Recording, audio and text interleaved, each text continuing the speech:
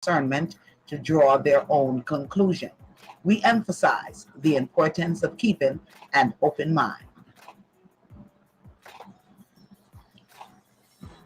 One by One Kia full range of products embodies fundamental nutrients necessary to maintain beautiful and healthy hair care without having to combine an assortment of hair care products. The One by One Kia products are designed to rejuvenate, moisturize, create shine, fortify, and stimulate hair growth while leaving your hair feeling weightless and luxurious. Be sure to visit our website at www.onebywankaya.com and follow us on Instagram, Facebook, and YouTube at One by One Kia. Let's get your healthy hair care journey started today.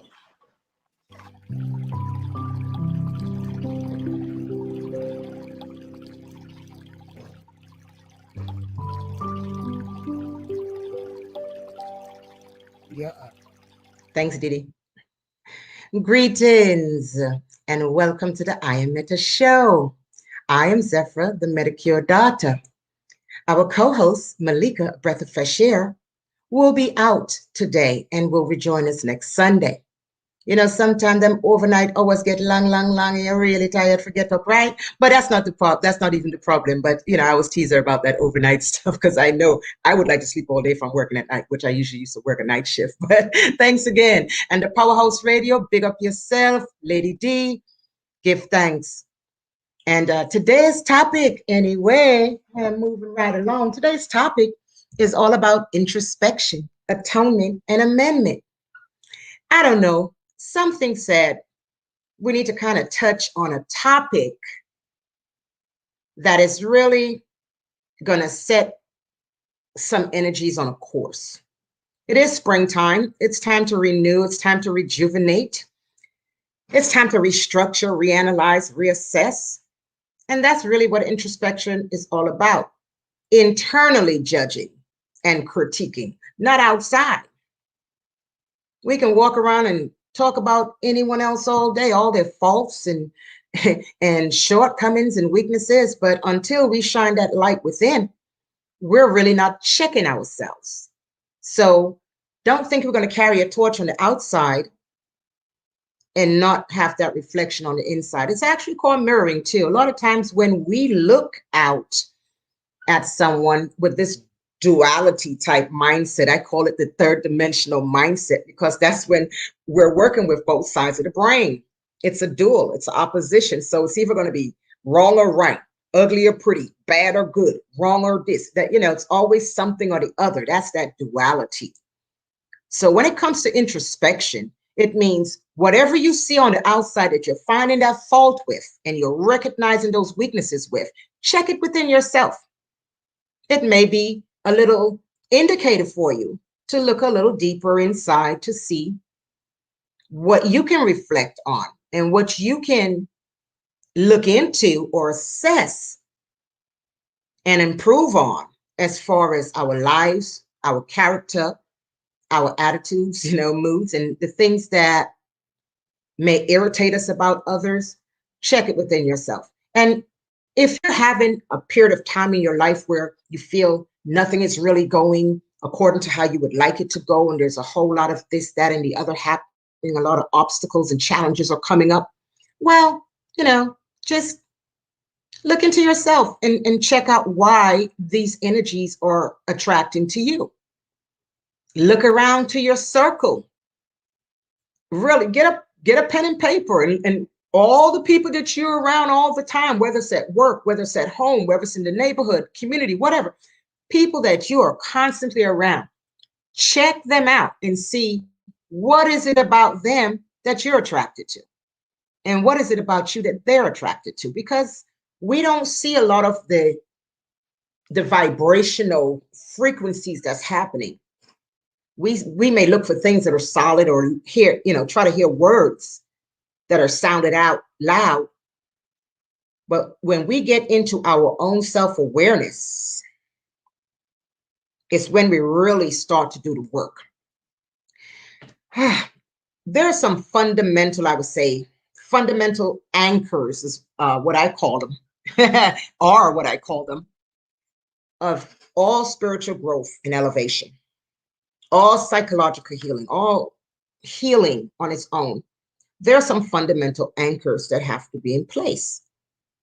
We can't look to heal, or I would say reform our position, unless we take that moment to inspect ourselves, our ways, our thoughts, our words. Why do we say it this way? Or why do we say it at all?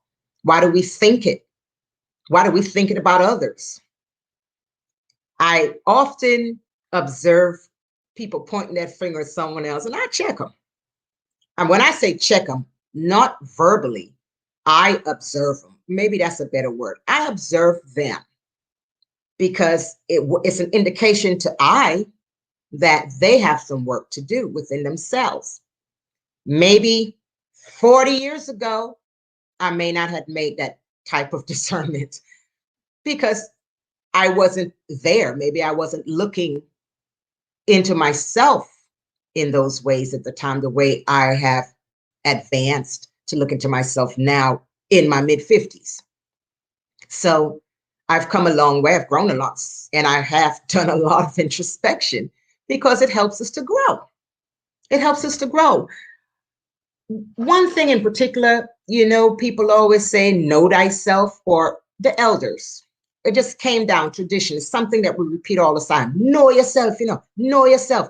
Also, we'll hear somebody will say, well, nobody don't know me the way I do. Well, you know what? Hold on that thought, dear. A lot of us said the same thing.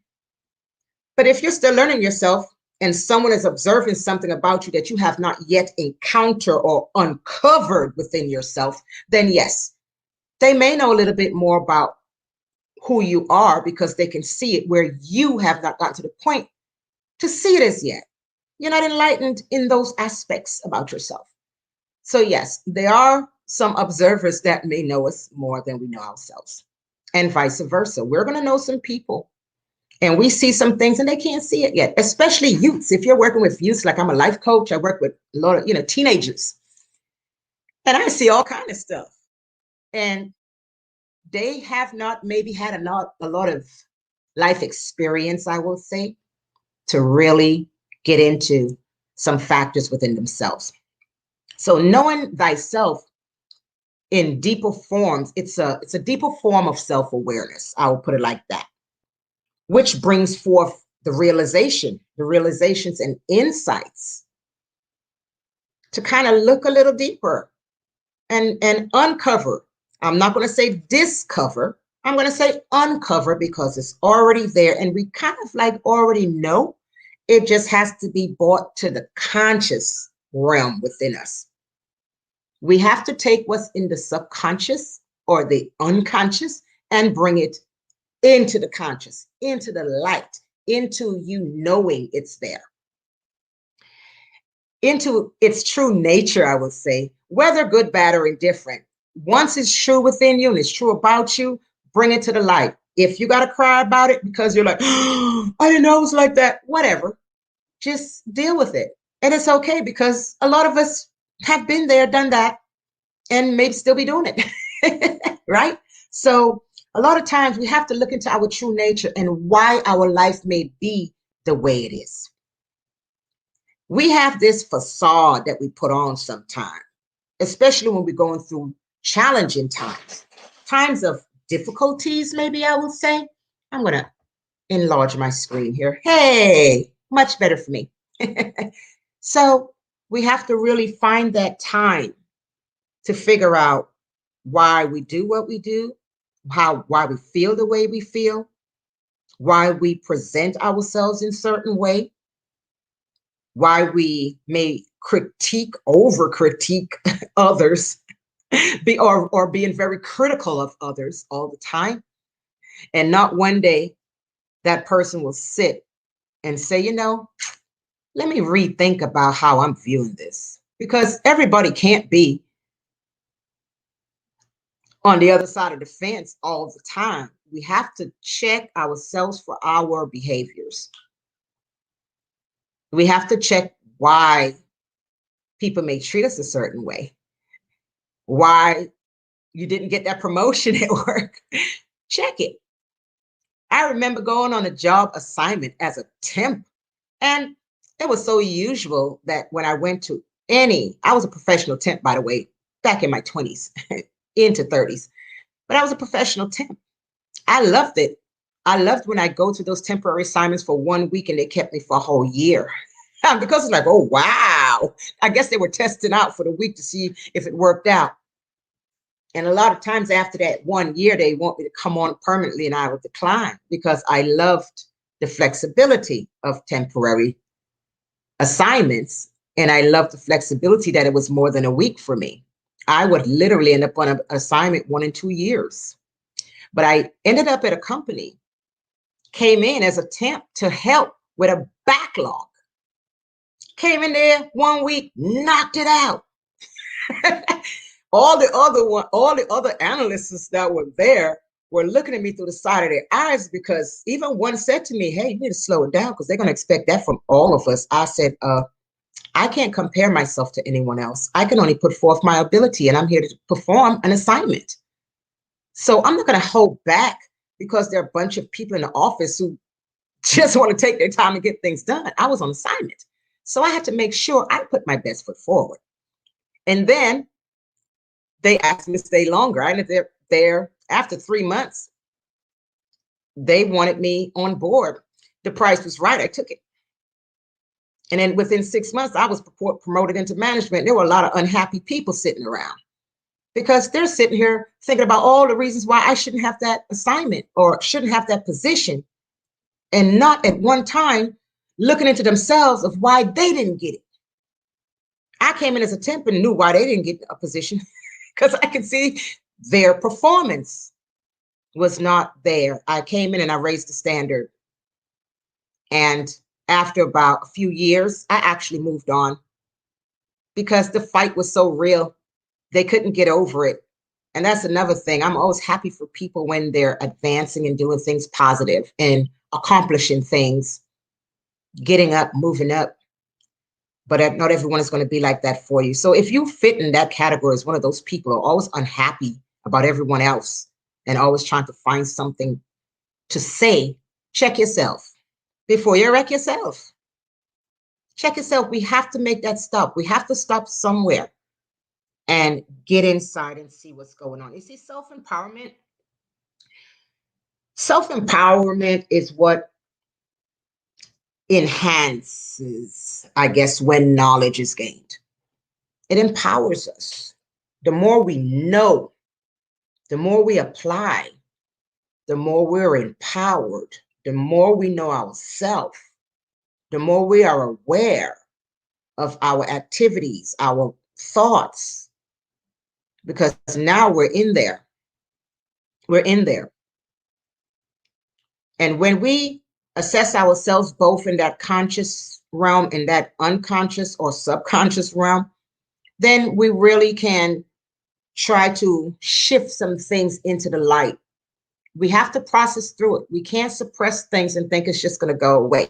We can't sweep it under the carpet and think it's going to go away. We can't take all the bags from the groceries and put it in the pantry, the bottom, and close the door and hope nobody opened the door to see that you got a lot of trash in there or under your sink. We have to stop hiding pain. We have to stop hiding things that we don't like about others, jealousy, envy, and all these things. Stop suppressing it. Admit to yourself if you're jealous of someone. Admit to yourself if you're envious, and you deal with those emotions and work on channeling or reforming those energies and channeling into something that's going to benefit us. We can't just stay gung-ho on others. We have to be very conscious of how we're doing things and how it's being presented, how it's being received, right? I have a couple points here that I wanted to cover. When we journey deep, we have a clearer view of our own tendencies, our own codependencies, if any.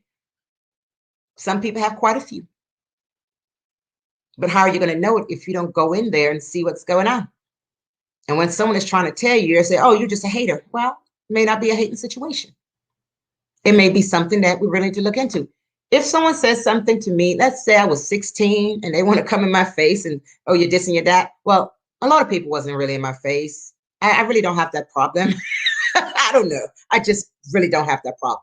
However, if they didn't manage to get bold enough to say something that I probably wouldn't have been aware of it because I may not have been paying attention to anything, but if they said it, I would have probably rebutted.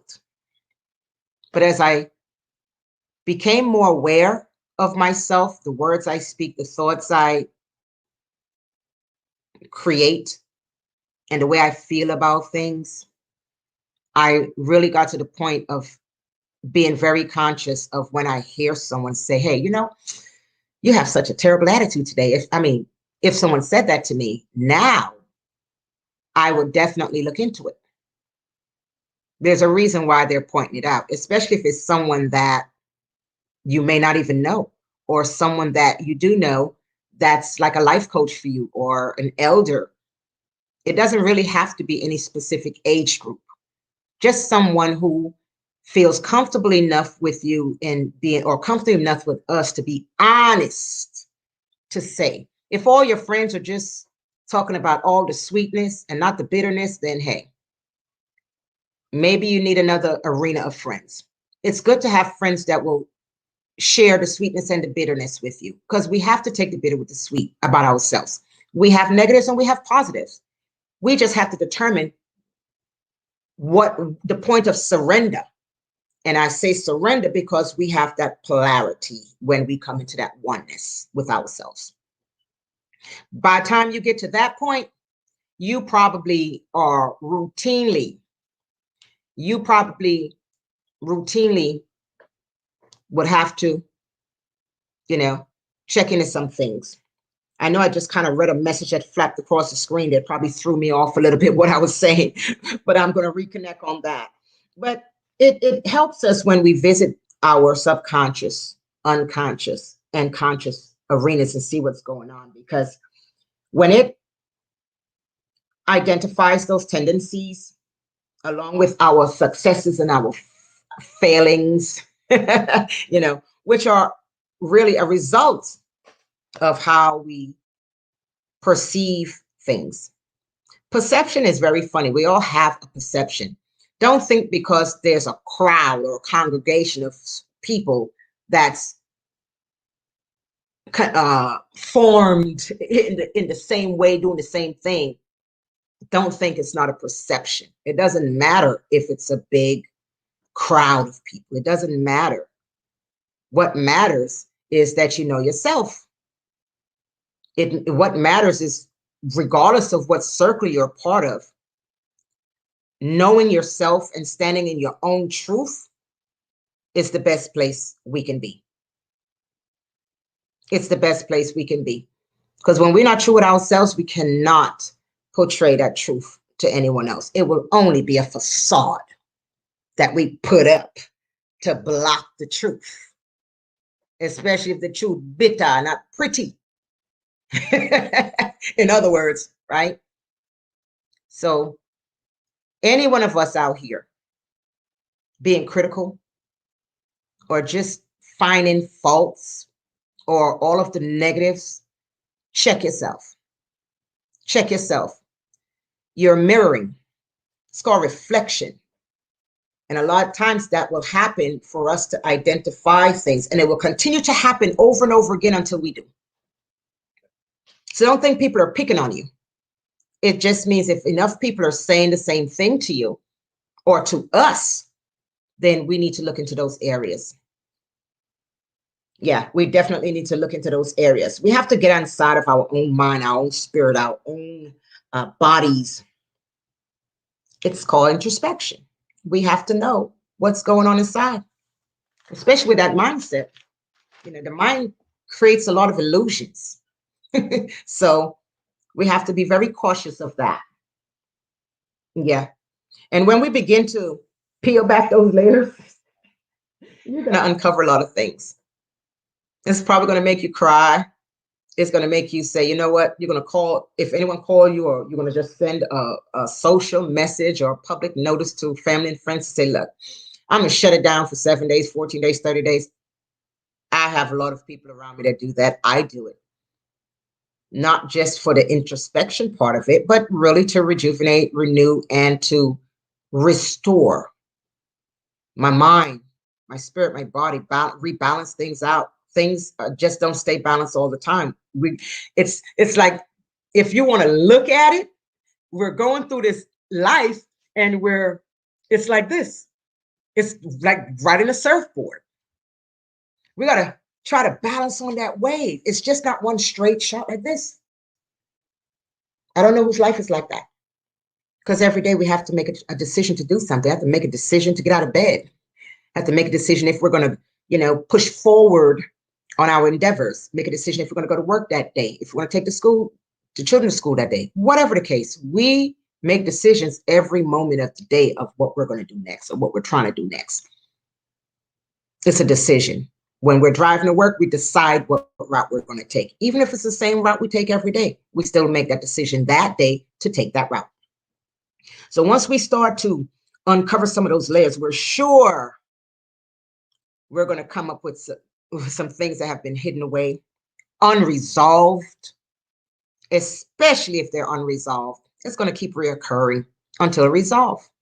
Never think you're all right and that there's no correction to what we may do or say at times, because there's always a better way. Regardless if we did it in a great way, there's still a better way. We may not have found it, or someone else may find it even. Because I remember we were using outhouses before we started using toilets, right? And now we have indoor toilets, indoor showers and all that. We were doing that outside. But as time advanced, things advance. We can't just stay the same. It has to grow. It has to move on. And the only way we're going to really, truly do it in our own truth is by knowing our steps, knowing our path, knowing our story that we're leaving behind for our legacies, our generations, right? Also, there's some energetic signatures that reverberates through generations. Sometimes these signatures are not of our lifetime, but because of the metaphysics aspects of our connection to our lineages, it does process through. So how are we going to know it's there? I have some young ladies, especially I work with a lot of children, foster care, especially the teenagers, that high school level there. And we have a lot of discussions. They're often trying to find out who they are, especially going from home to home from you were a baby, not really feeling like you're stable and you belong anywhere. And we have a lot of talks. And sometimes they'll bring some things to the surface and they say, I don't even know why I feel this or that way. And I explain to them about energetic signatures. Sometimes we're reacting to things because this energy is within us, but we have no idea of exactly how to pinpoint it or where is it even coming from.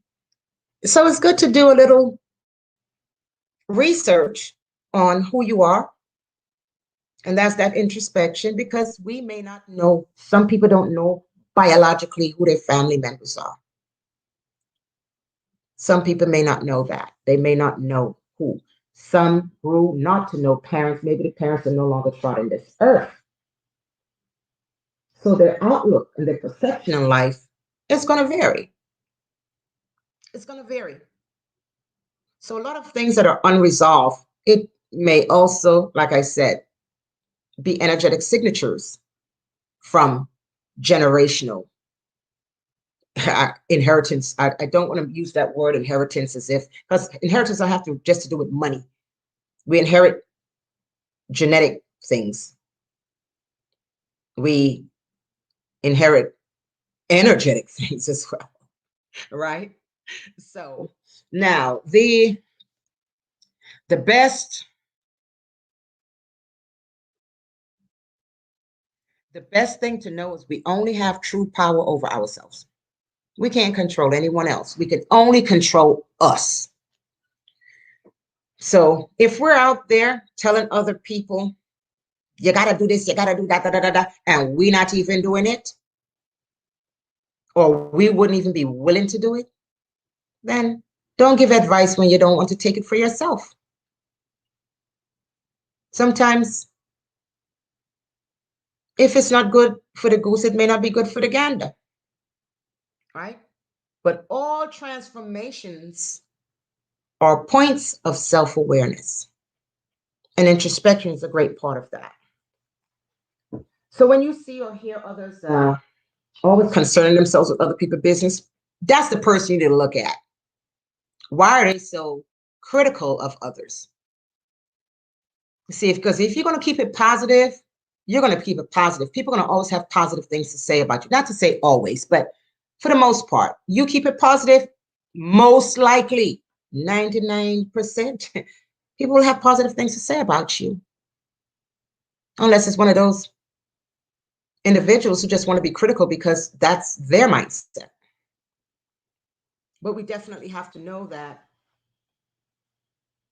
when someone is operating within that third dimensional mindset, it's a duality. It's always going to be an opposition. You say yes, they say no. This and that is always. You say up, they say down. You say, I'm going for it. They say, I ain't going to bother. It's always an opposition. That's that duality. That's that third dimension. The two sides of the brain is part of our human factors.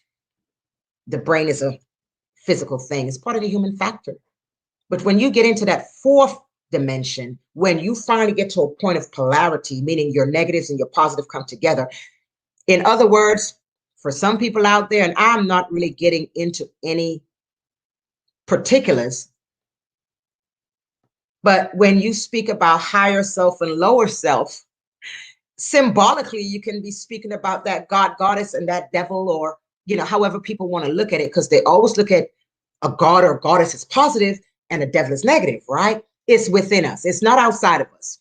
Don't say when people say the devil made them do it, they're devil because they got it in them. Their devil made them do it. The same way when they do something really great, their God energy or their goddess energy made them do it.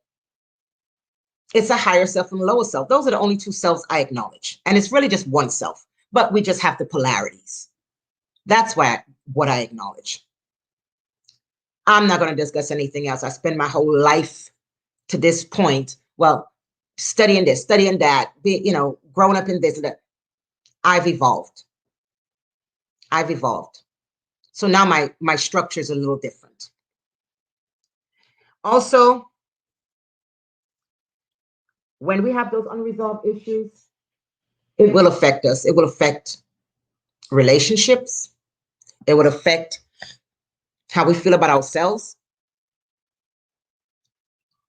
If we're up in self-love, self-worth, self-identity, self-truth, or if we're up in it, or if we're still trying to find it. But it will be revealed through our behaviors, the things we say, the things we do. It's going to be evident of what's in us. So when you want to be out there being a tyrant, go along. It's just showing who you are. Your true colors. That's what I call it. Your true colors. Yeah. So let me see. I'm looking at, okay. So whatever we continuously do, we're going to continuously keep recycling it. We're going to continually internalize it as far as really believing what we're saying. In other words, no matter if it's crap, it's like believing what you're saying. Listen to yourself. Listen to yourself. How valid is what you're saying? What is it doing for you? What is it doing for someone else? Is it really uplifting someone? Is it improving on who you are? Is it improving on someone else's? Is it a lighthouse for someone? Because if you're not doing things to help to lift the vibration and to help enlighten, then you're sitting there just using up oxygen. Pretty much, I always got something to say, right? So there may very well be some unresolved disappointments and hurts and just lack of things, lack of this, lack of people create illusions. If they don't have someone in their life, they're thinking they're lacking love. Love is, we are love. Whether you're with someone or not, we are love. Love attracts love. So if you want to attract something else, then you need to have it inside of you.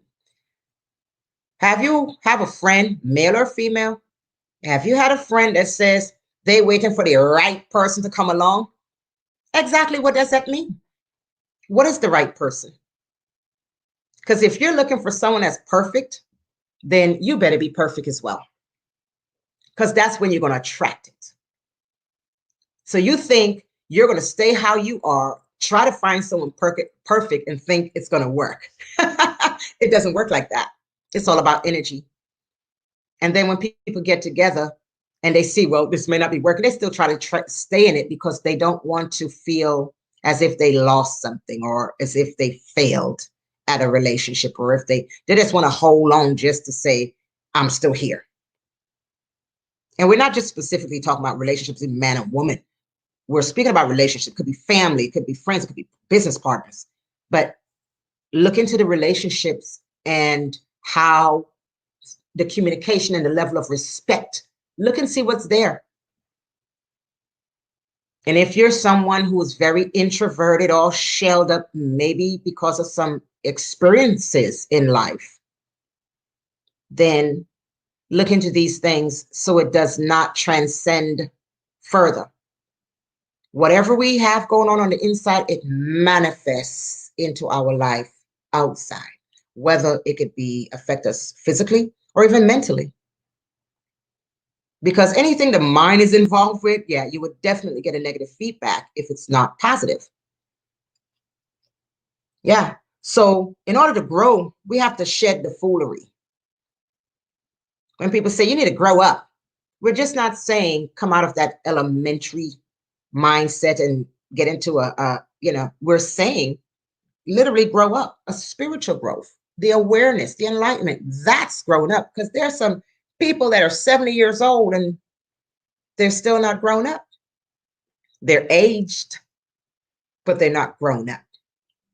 They haven't grown. Probably stayed the same. Probably been doing the same thing they've been doing from they were a teenager. I remember this elder back in Brooklyn days. We were coming home from high school, and boys always calling out to the bunch of girls passing and all that. And this old guy said, well, there were a couple of other older guys that you see. They weren't really high school age. They were probably in their 20s. So we got to a point where we're passing this building, and this older guy who was observing all that, he looked at us, he said, some old fools used to be young fools. So just be aware of who you talk to, because one of the young ladies did kind of stop, and then the guy was like, oh, you think you all that? Just kind of confrontation stuff. But we moved on. And he said, some old fools are young fools. So not because they're in their 20s means that, oh, they're older than high schoolers, they're going to be grown. No. Some people are just not mature, spiritually, consciously mature at all. So we have to detach from those low vibrational circles, things, all the codependencies. And if for anyone out there who do readings or receive a reading and you see that devil card come up, the devil card is not like someone's going to come with a fork to attack you. That's not what it means. The devil card means to look into yourself. It means to check your codependencies, your addictions, your habits, the things that you feel like you need all the time. It could be drugs, alcohol, sex, it could be fetishes, whatever. It's something that's a codependence. Some people don't like to work. They'll hook up with others to be financially cared for. And there may not even be no love, not no real love. It's a facade. But because they have someone to financially take care of them, they're going to play that role. So we have to make sure we keep in mind that activities and involvements that we always find ourselves in, check that. We're going to go ahead and take a station break. And when we return, we're going to move on in this discussion, dearies. Lady D.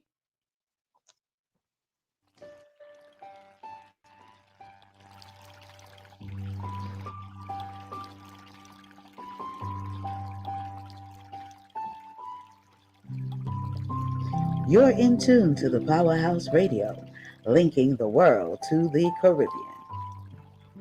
The Hinkson Firm's mission is to provide superior legal service in the areas of family law, child welfare law, general legal services, and mediation by keeping convenience of the clients at the forefront.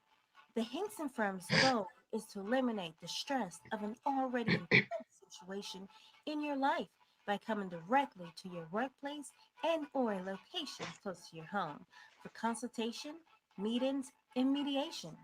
The Hinkson firm customized legal attention based on the needs of each client while treating every client with the dignity and respect they deserve, while fighting strongly and fiercely for justice and their legal rights. The Hinkson firm can be reached at 470-499-4704. One by One Kia full range of products embodies fundamental nutrients necessary to maintain beautiful and healthy hair care without having to combine an assortment of hair care products. The One by One Kia products are designed to rejuvenate, moisturize, create shine, fortify, and stimulate hair growth while leaving your hair feeling weightless and luxurious. Be sure to visit our website at www.onebywankaya.com and follow us on Instagram, Facebook, and YouTube at One by One Kia. Let's get your healthy hair care journey started today.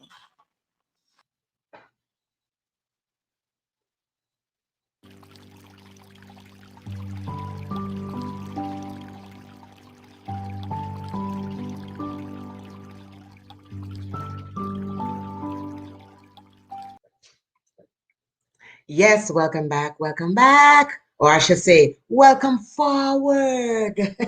Yeah. So before I kind of move on in this discussion, I did want to say that a great key practice is having the potential, I would say, to determine our own faults, our own shortcomings, our own destructive tendencies, and taking the necessary measures to correct them, or I may say balance the energies.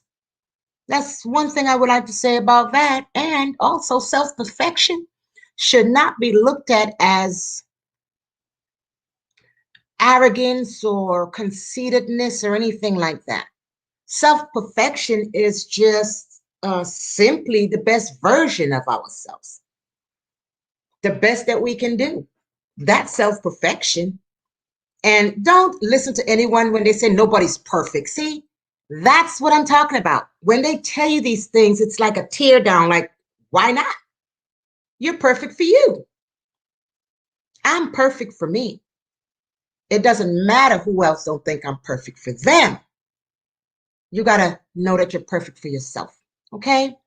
So some people just don't get off the ground because their mindset is not in the place in the place where it needs to be. Well, I shouldn't say where it needs to be, but they haven't learned yet. They're not aware of certain things as yet. So you're going to always have that little indifference there. Atonement. And when I speak of atonement, I know when people hear that word, there's always connecting with this, that, or the other. But when I speak of atonement, I'm not speaking of atonement on behalf of any theological belief system. When I speak of atonement, I'm speaking more of our moral compass, the moral compass that we have inside of ourselves. Okay, we have, let's say, what we have done in our lifetimes, some things may have been very positive and some things may have been negative. How are we going to atone for that? How are we going to correct this negative energy that we created at some point in the past that we just swept under the carpet? Like, if we don't care, you have to, when we do things and it creates a challenge for someone else or some kind of affliction, and it's not justified, let's say without cause, you do something to someone without cause, you really think that's going to be justified? There's something called karmic justice. It has nothing to do with anybody on earth. Nobody here can make a decision if you're going to get that or not. It's universal. You put it out, you will surely get it back. You will surely get it back. So atonement is to acknowledge the things that you have done and try to make amends.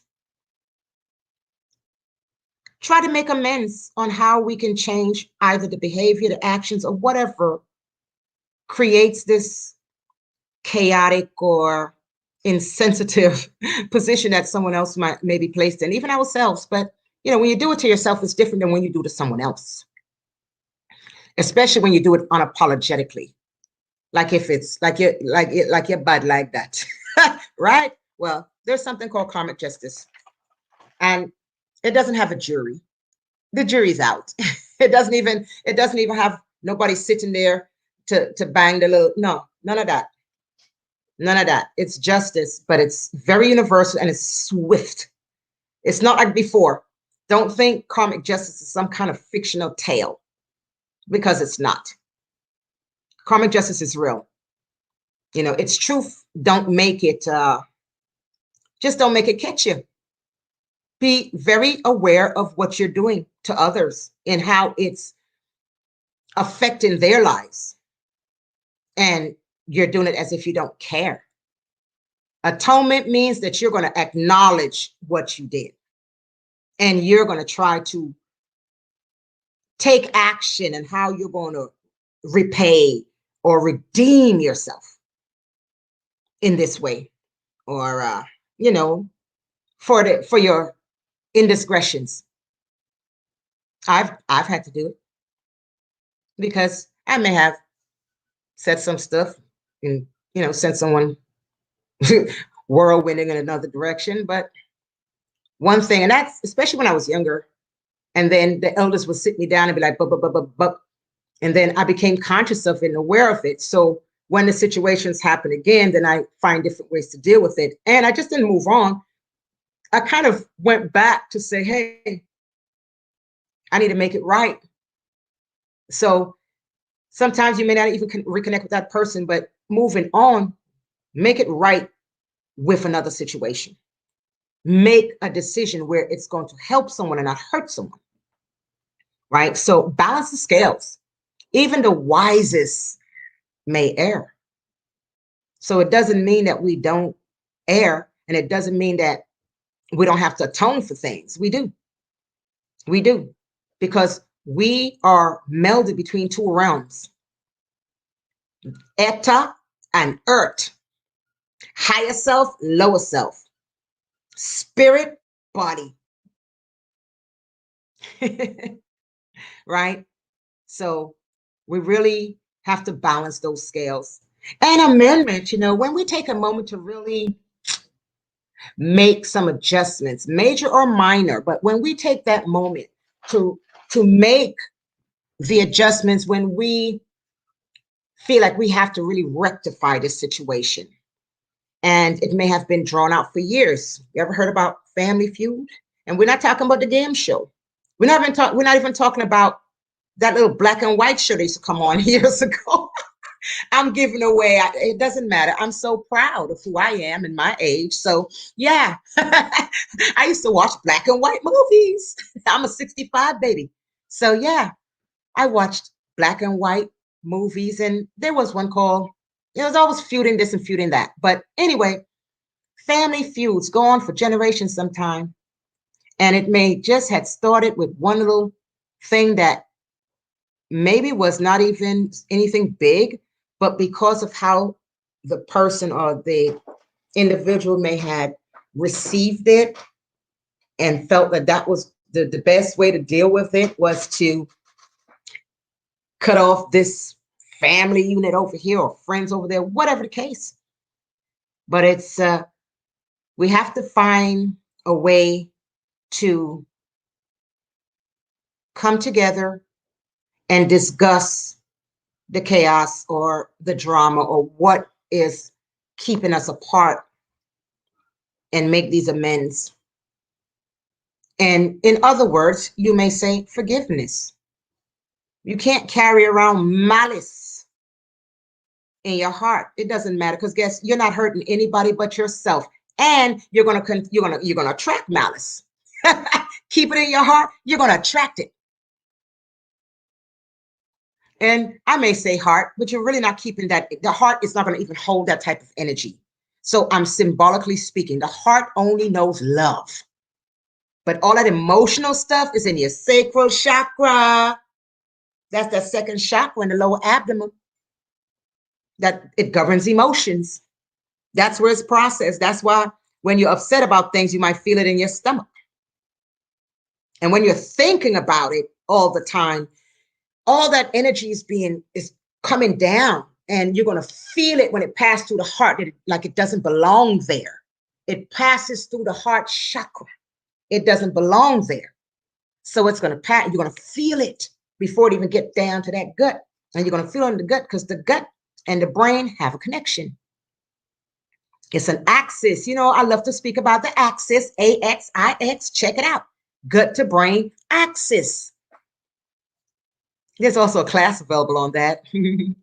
I am the professor's assistant, but I was the professor's assistant for that particular semester as well. And I love the class. It confirmed a lot of things, and I learned a whole lot of more things. Be aware of what you're putting in your body, whether it's medications, whether it's drugs, foods that's just very unhealthy, whatever it is, just be very careful what you're putting in your body, because chemicals have a way of affecting the brain and how we think, how we see things, how we interpret things. It's an agitation sometimes. And I survived an electrical shock. Here and there I would pop it in. I survived an electrical shock back in 2007, and it left me with a compromised nervous system. So when you hear people say loose ends, yeah, well, I got a whole bunch of those. Yeah, yeah.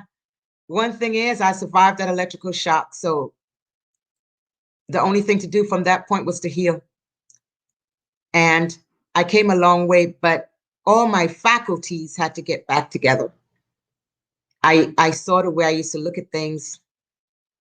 I saw the way I started to think about things. Even when I looked at the mirror after everything happened, I looked in the mirror and saw the effects of the shock. And that was only on the outside. We're not going to talk about the effects on the inside. And it's when there's anything going on in the central nervous system as far as nerve damage, they don't renew themselves in the central nervous system. If it was the peripheral nervous system, then they regenerate, but not in the central nervous system. So you have to then learn how to manage, because if you don't, that stress, your nerves are going to be like all over and unable to connect, to process things, like to say, okay, let her take it easy, let her breathe it. All that it's going to be trying to connect to say, hey, girl, breathe. So when you have loose ends, you have to really manage that, or it's going to have you very irritable. It's going to have you just feeling like you're not connected. And you have to manage these things so you can sleep better. So you'll just have a better, feeling about things, your attitude, your moods, everything. And I know one of the things are going to speak about one time is mental health. And I'm not sure what month that's going to be, but I know it's going to be on a Sunday. Yeah, it's going to be on a Sunday. So correct situations and place them on a positive path. Get a journal, sit there and write down some things that you feel like you're being challenged with and get to the bottom of it. Get to the fact of the matter. Stop running around. Stop hiding it in the closet and saying, I'll deal with it tomorrow. Deal with it now. Deal with it today. You know, time is fluid.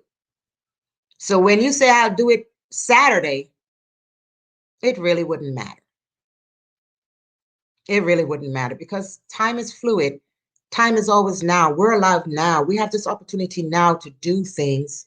We have this opportunity now for introspection. Check yourself before you wreck yourself, right? We have this opportunity for atonement. Redeem yourself in the eyes of others, especially if you left. People are looking at you when you coming up the block and they see you coming. They want to go the other way. They don't even want you to see them because they be like, you know, people don't want anything to do with you. They'll dodge you. And even if you walk up on them, they're going to smile a long time and they say that. As soon as you walk, them so happy the discussion done so they can go about their business. So check yourself and amend. If you feel like you have hard feelings inside there for any kind of situation, family, friend, or for whatever, release it. I'm not sitting here upset or malice with nothing or nobody. I don't care if it's an adversary. It doesn't matter if it's an enemy.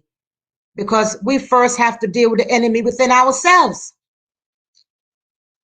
How are you going to deal with the enemies outside of you and you're not dealing with the enemy inside? And when you're going to do something, anything that you're going to do, make sure you have a really good reason to do it. It doesn't have to be magnificent or anything, but I'm saying let it be appropriate for whatever the occasions call for. Don't overdo, don't overtalk, don't overchat, don't overanalyze, don't overcritique. Because when you get to that point, yeah, well, everybody's looking at you like, she got a whole lot of stuff going on inside herself that she's denying, or he. So it's best that we find time to get inside our own consciousness, subconsciousness, unconsciousness, and see what's going on and bring it to light and deal with it. You're going to feel better. You're going to feel lighter, and you're going to actually illuminate brighter because you are removing the dirt. You're going to peel back those layers, and some of them, some layers you start peel back. You have to take like a knife and chip off the thing off the end, them like the barnacles that be on them clam shells.